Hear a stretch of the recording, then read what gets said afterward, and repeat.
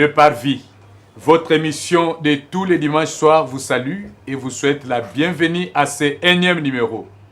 Ce soir sur ce plateau avec les hommes de Dieu, nous allons parler de ce numéro dont le thème retenu pour le mois de la femme. L'égalité aujourd'hui pour un avenir durable. Alors, comme c'est le mois de la femme, nous voulons également à notre niveau apporter une lumière pour la compréhension de ce thème. Parce que vous savez, si le thème est mal compris, il sera aussi utilisé mal. Nous avons quelques questions à nous poser par rapport à ce thème. Nous aimons bien les mamans et nous voulons également apporter notre pierre de secours dans ce qu'elles comprennent sur ce thème et le mois de la femme. Quel est le regard de Dieu concernant l'homme et la femme? Parce que le thème, c'est l'égalité aujourd'hui. Il faut l'égalité aujourd'hui pour un avenir durable. Quel est le regard de Dieu concernant l'homme et la femme? Leur vie d'ensemble. Comment Dieu voit, lui qui a créé l'homme et la femme. Et la deuxième question que nous allons nous poser, c'est de savoir quand est-ce qu'on peut parler de l'égalité entre l'homme et la femme. Est-ce que c'est à tous les niveaux de la vie où il y a des temps, des moments où on peut dire ou parler de l'égalité. Et la troisième question que nous nous posons, c'est l'ordre de Dieu.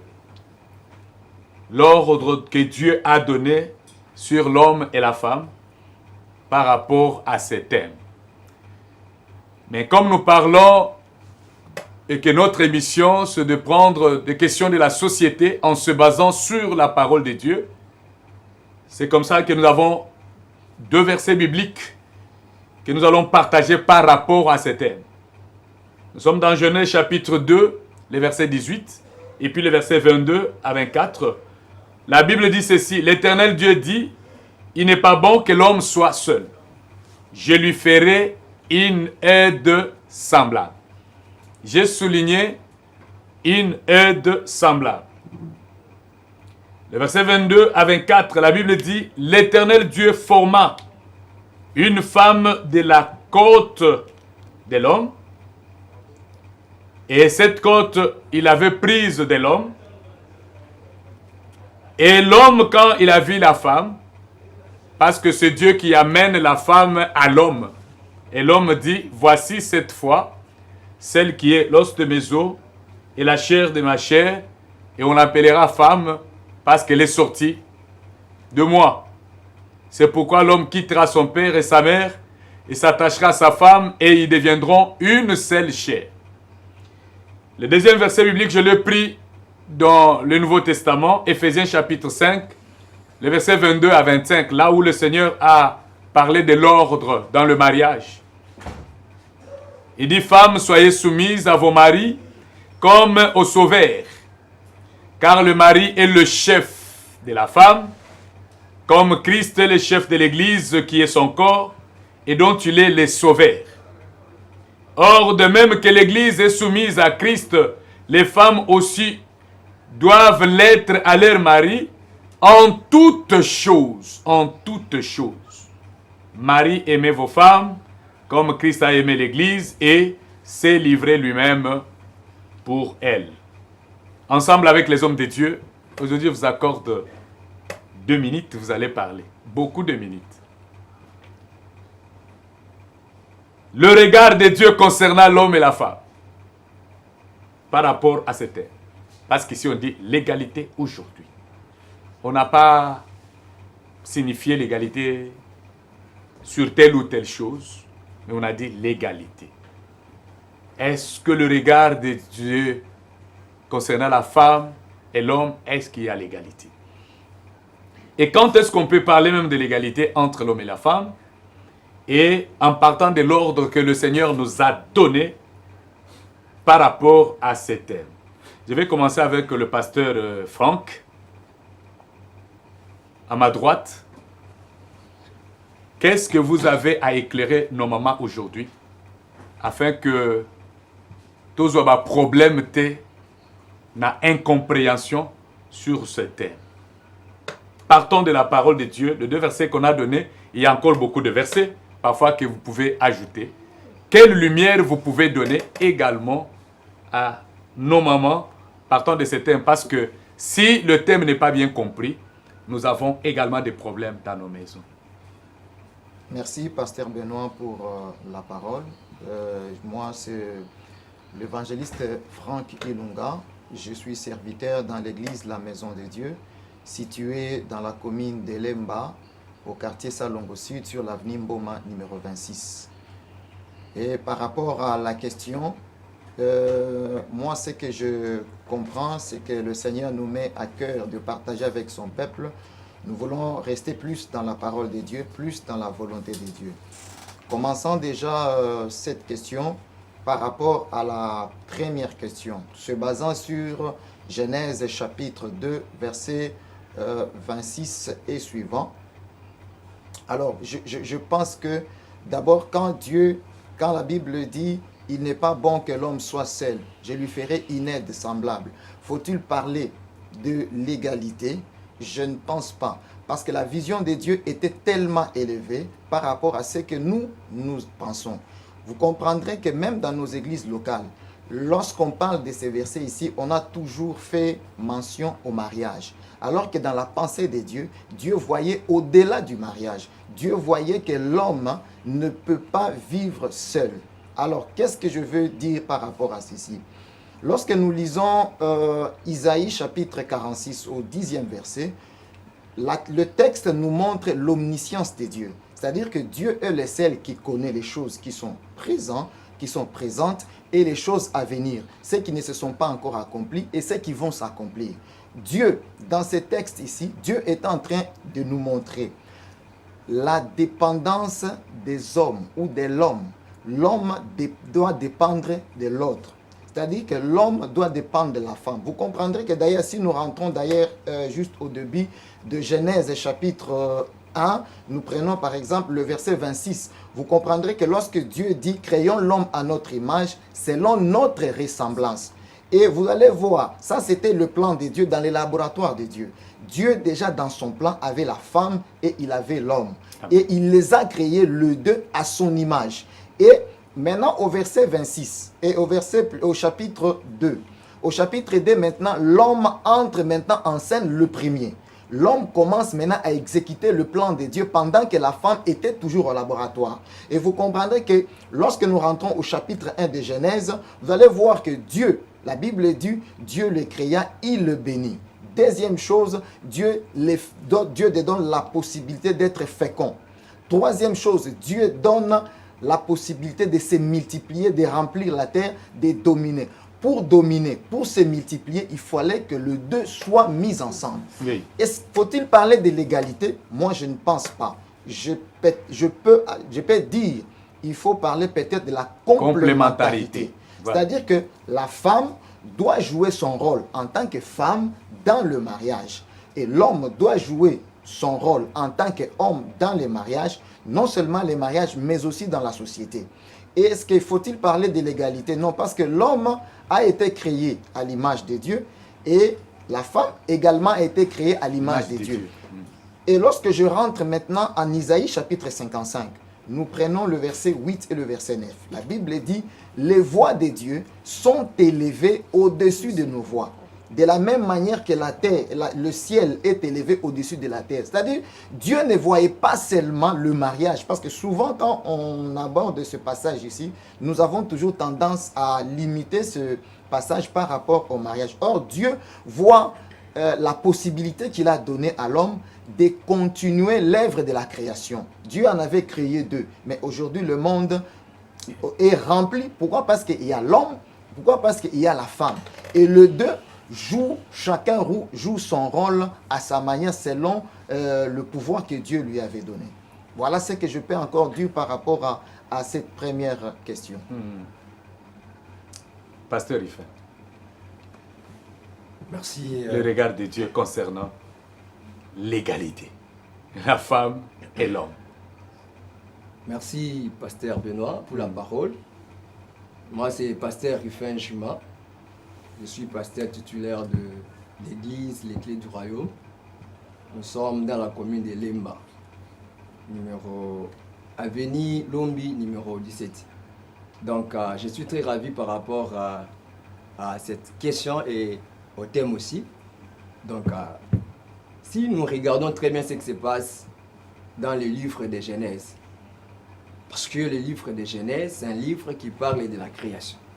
La création de toutes choses. Si vous avez besoin juste de comprendre la création du soleil, création des animaux, création des oiseaux, tout ça. La source de toutes choses. La source de toutes choses, nous retournons dans les livres de Genèse. Et dans ces livres-là, nous voyons au 6e jour, Dieu a créé l'homme. Dieu a créé l'homme. Quand Dieu crée l'homme, dans la pensée de Dieu, c'est-à-dire Dieu a créé l'homme et la femme. Dieu crée l'homme et la femme et il les place dans les jardins d'Éden. Et dans les jardins d'Éden, nous voyons maintenant la pensée initiale de Dieu. C'est-à-dire l'homme et la femme étaient au même pied d'égalité. Comme notre ami a dit, la complémentarité. Mais vous allez voir quelque chose.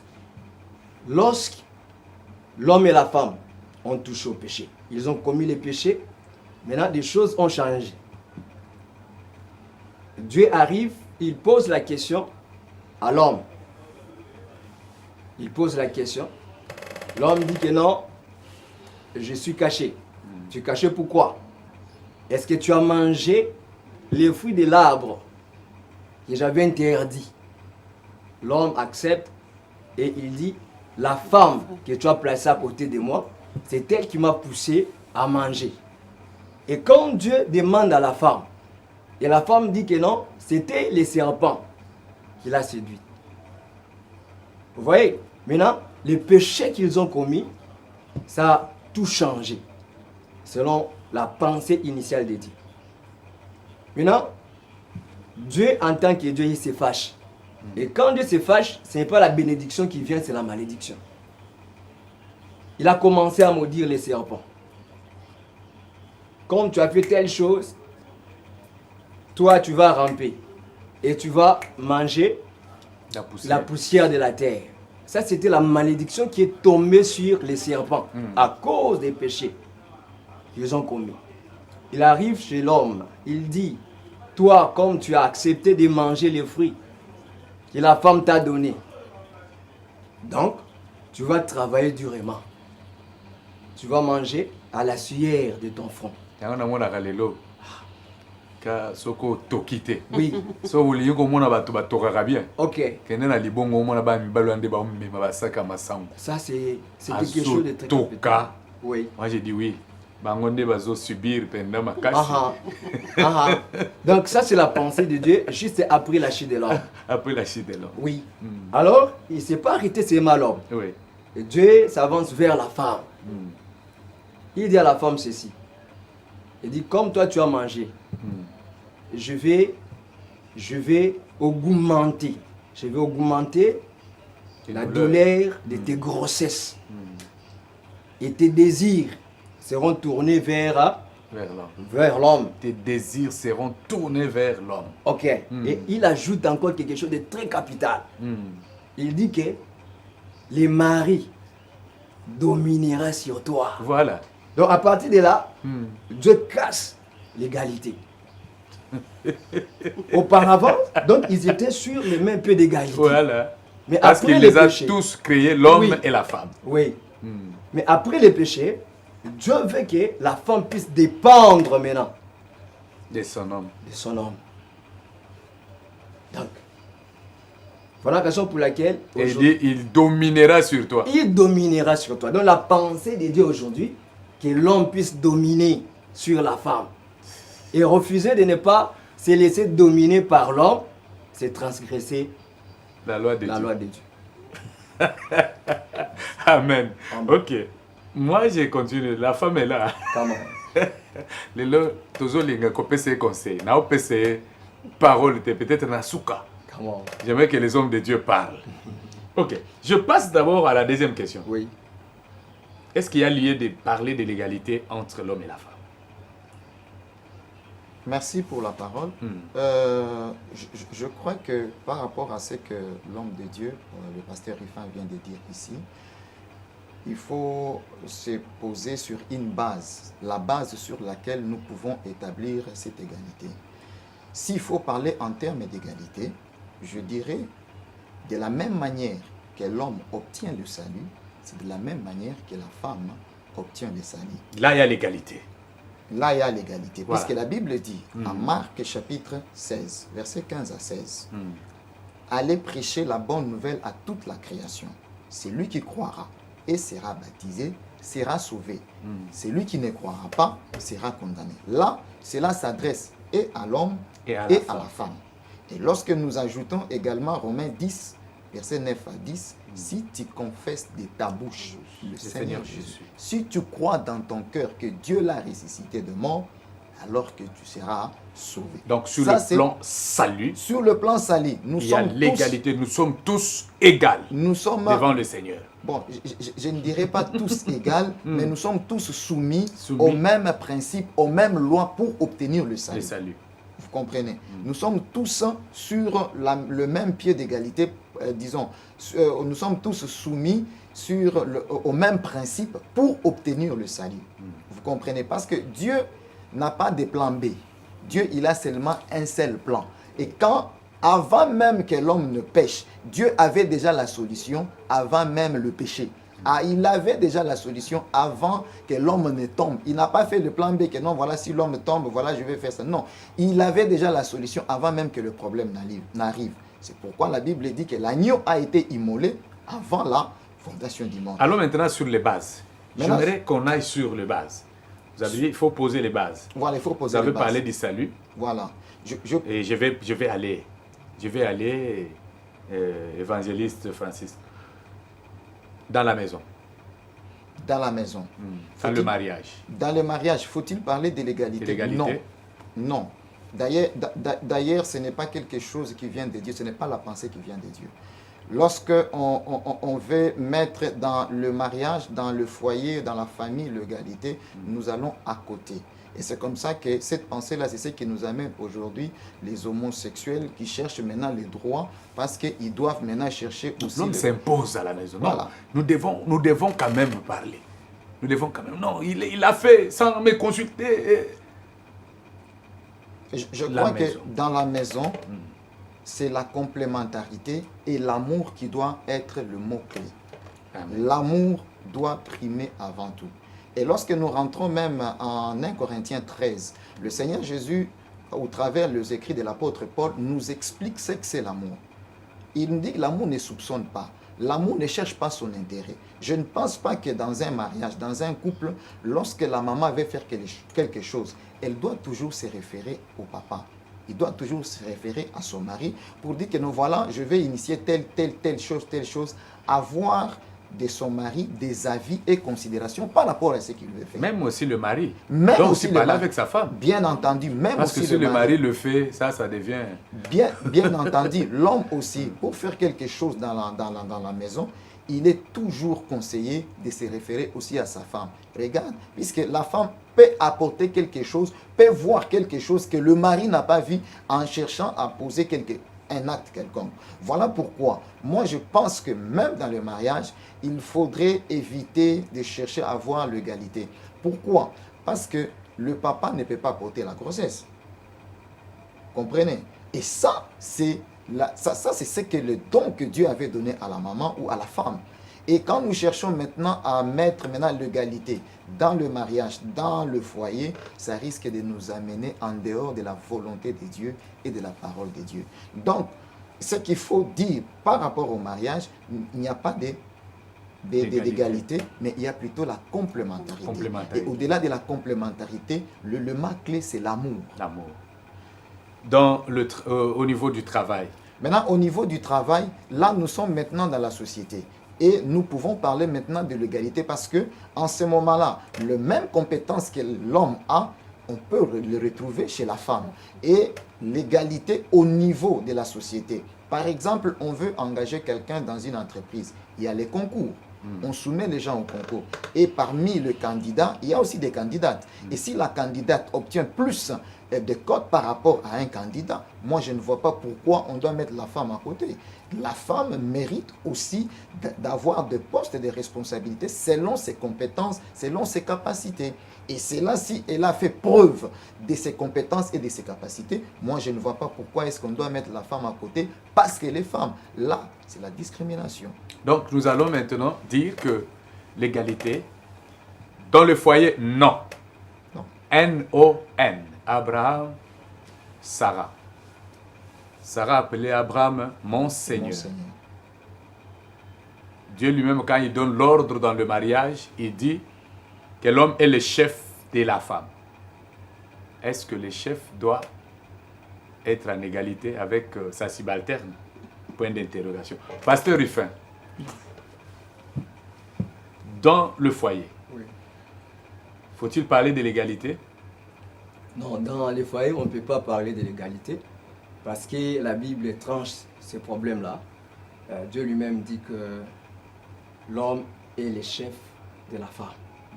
Ok. Là, Dieu lui-même a déjà résolu. Là, pas de débat. Pas de débat. Alors, ce qui est très important parce que l'homme de Dieu a parlé quelque chose de très capital. Il dit que non, dans les foyers, il faut qu'il y ait l'amour. Oui, il faut qu'il y ait l'amour. Mais quand on parle de l'amour, nous voyons du côté homme. On ne demande pas à la femme d'avoir l'amour pour son mari. Mais on demande à l'homme d'avoir l'amour pour sa femme. Mais la femme doit avoir la soumission Voilà. vers son mari. Quand la femme est soumise à son mari, elle témoigne déjà l'amour qu'elle a pour son mari. Donc, dans le foyer, l'homme doit aimer sa femme et la femme doit être soumise à l'homme dans toutes choses. En toutes choses. Et surtout là, j'ai une question. Comment? La femme doit l'être en toutes choses. Nous avons eu des problèmes, moi personnellement, Comment? où la femme s'est plainte. Elle se plaint de quoi? Parce qu'elle doit se soumettre en toutes choses. Le mari a zo mela alali nase. Donc azo ya beta à se soumettre. Ou le mari a zo benda mwasi kokende kosambela te a bombela ye kisi. Parce que la femme doit se soumettre. Comment tu peux donner un conseil là de la soumission? Merci. En toutes choses. En toutes choses. Merci, Pasteur Benoît. Lorsque la Bible dit que la femme doit être soumise en toutes choses, c'est toujours en accord avec la volonté de Dieu. C'est-à-dire, si elle voit que la chose que son mari lui demande, hein, ne cadre pas avec la parole d'abord, ça ou la volonté de Dieu. cadre avec la parole de Dieu. Ou ça mène doit à la se soumettre. destruction. Si elle trouve que non, ça, c'est que son mari demande est en accord avec la parole de Dieu, elle doit être soumise. Mais dans les cas contraires, et que son mari est en train de lui demander quelque chose qui va transgresser la parole de Dieu, la femme ne doit pas être soumise. Ah bon, pasteur Ruffin, Oui. là il y a des problèmes également. Comment? Il y a des hommes Oui. qui interdisent les femmes. À un moment donné, mon bal a bimé l'église.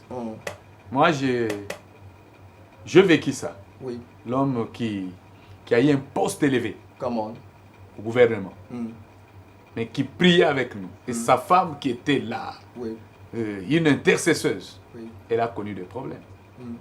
L'homme qui vient, qui dit, bon, moi, Ranangai et Sambela lisusu te. Donc il faut que ma femme aussi, parce que c'est ça l'exemple même, Oui. des choses qui ne cadrent pas avec Oui. la volonté de Dieu. Oui. Maintenant, à cette femme, doit quitter aussi l'église, rester à la maison, ou elle doit s'imposer, ou faire comment? Parce Ok. que l'homme refuse maintenant la Comment? prière. Merci beaucoup. Merci parce que nous avons dit quelque part là que l'égalité au niveau du salut. Du salut.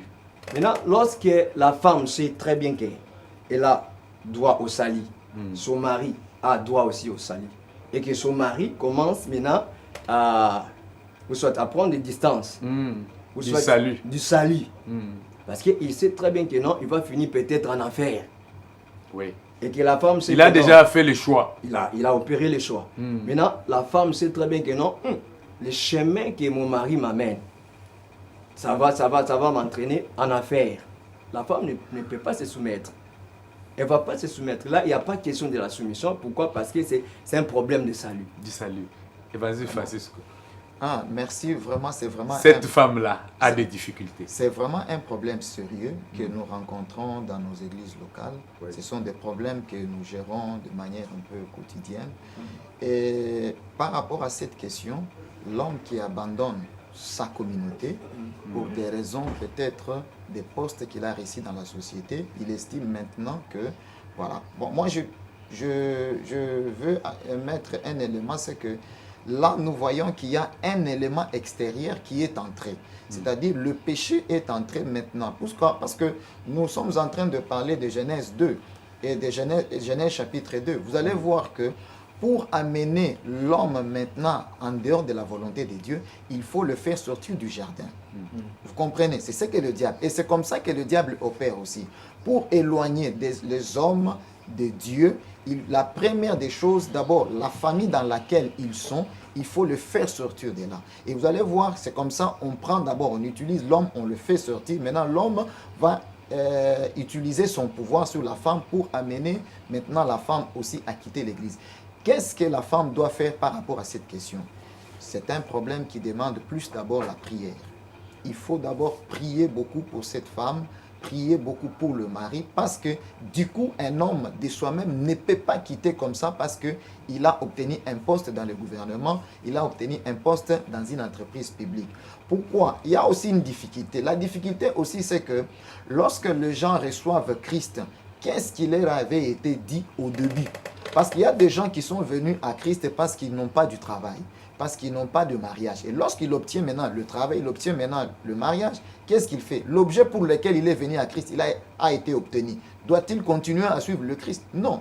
C'est ça maintenant aussi une grande difficulté. Donc le problème à ce niveau-là, il faudra prier. Prier pour le mari, prier pour la femme. Mais quant à la femme, elle ne doit pas d'abord quitter l'église.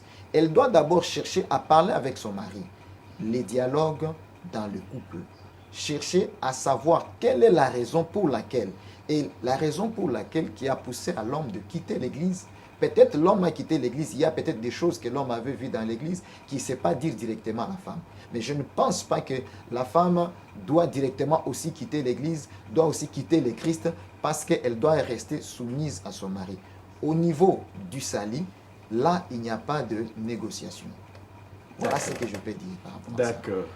On est presque à la fin. Il nous reste quelques 4 minutes, 3 minutes, je vois. 1 minute, 1 minute. Concernant l'ordre, je pense que lorsque vous avez parlé même de l'ordre. Pasteur Rifin a parlé de l'ordre pour dire que l'homme est le chef. C'est ça même l'ordre de Dieu dans le foyer. Maintenant, nous avons quand même un conseil sur tout ce que nous avons parlé à donner à nos téléspectateurs et à tous les moments qui nous regardent aujourd'hui pour un avenir durable. Et cet avenir dans le foyer et dans la société. Parce que tout commence par le foyer, selon la définition que Dieu a donnée sur sa créature. Le conseil, Pasteur Rifin. Ok, merci. Par rapport au conseil que je peux prodiguer à toutes les femmes qui nous suivent, je dirais ceci. Les femmes, vous devez être soumises comme Dieu les demande à vos maris. Et si ça arrive et que vous trouvez soit un emploi dans une société quelque part, le fait d'avoir le travail, que cela ne puisse pas vous mettre au-dessus de l'homme. Parce que toi-même aussi, tu gagnes de l'argent, tu as un salaire. quand tu rentres à la maison, tu ne veux pas te soumettre à ton mari. Et quand tu fais des choses comme ça, Dieu n'est pas avec toi. Là, c'est un mariage monstre. Un mariage monstre, un mariage qui aura toujours des problèmes. Et ici, j'aimerais aussi prodiguer des conseils à des femmes qui travaillent. Parce que souvent, elles donnent la soumission beaucoup plus à leur patron, Au directeur. au directeur, à leur chef, au lieu de donner à leur mari. Merci. Ok. Pasteur Francisco. Merci pour la parole. Alors, le conseil que je peux donner aux mamans et aux papas, c'est que la première des choses, que la femme, comme le pasteur Rifin vient de le dire, doit rester soumise à son mari. Comme la Bible le dit en Éphésiens ici. D'ailleurs, nous allons comprendre que ici, lorsque la Bible parle en Éphésiens, la Bible est en train de s'adresser à un peuple déjà élu. Ce n'est pas le peuple barbare ou les nations, voulais-je dire. Alors, ici, la femme, restez soumise au mari. Et le mari, aimez vos femmes comme le Christ a aimé l'Église. Amen. Et c'est à fait, je veux aussi insister de venir à Christ. Peut-être vous avez des difficultés dans vos familles, dans votre mariage, parce que vous êtes en dehors du Christ. Venez à Christ, appelez-nous, le numéro passe sur l'écran, vous pouvez appeler. Si vous avez des difficultés, nous pouvons vous aider. Mais dans toutes choses, restons dans la soumission pour la femme, et l'homme doit aimer sa femme pour ne pas le maltraiter. Maman Viviane, Olandi ba conseil. Merci beaucoup pour votre conseil. Proverbe 14:1, une femme sage bâtit sa maison.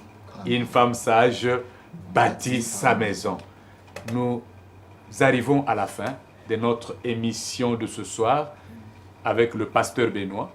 Vous avez notre numéro là, le 085 44 56 422. C'est un numéro qui passerait au bas de vos écrans. Appelez-nous. Au cas de problème, nous sommes là. Les conseils, nous sommes là. Pasteur Benoît de l'Assemblée chrétienne L'Adoration. Et nous vous remercions parce que vous pessibiso matoi et vous nous avez donné votre temps pour écouter cette émission. À toutes les femmes, Totombelivino, Mkolo et Malam. Paix le mois Malam.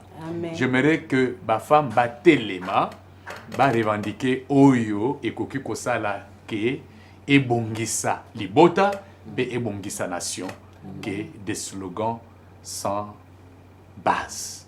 Que le Seigneur de gloire vous bénisse. Amen.